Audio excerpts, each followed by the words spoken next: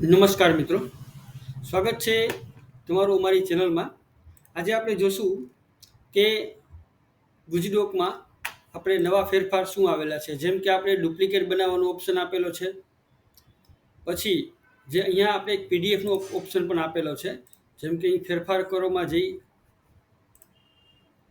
અને આપણે અહીંથી પ્રિવ્યૂ જોશું અને પ્રિવ્યૂ જોઈએ એટલે આપણને પીડીએફ ડાઉનલોડ કરવાનો અહીંયા ઓપ્શન મળે છે. આમાં બટન દબાવતાની સાથે આપણને એક પીડીએફ મળી જાય છે. હવે આ જે પીડીએફ છે ને, આ PDF person to person transfer થાય, પણ એની પ્રિન્ટ નહીં નીકળે.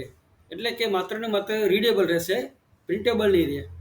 આ રીતની એક સુવિધા આપણે આપણી સાઇટ ઉપર અપડેટ કરેલી છે.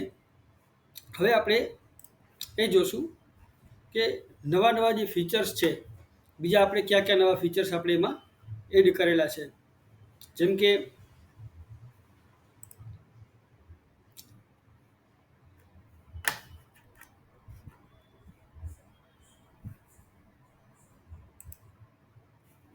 અહીંયાથી આપણે ડુપ્લિકેટનો એક ઓપ્શન આપેલો છે.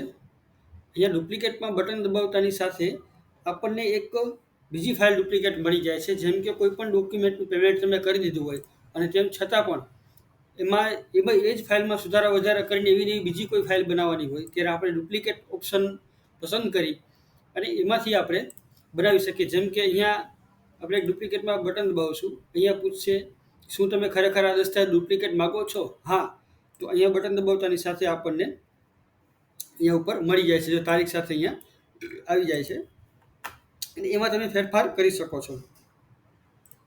હાલે આપણે એને સિલેક્ટ કરીને ડિલીટ કરી નાખશું. યસ.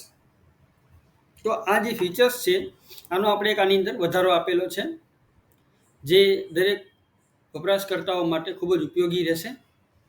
ધન્યવાદ.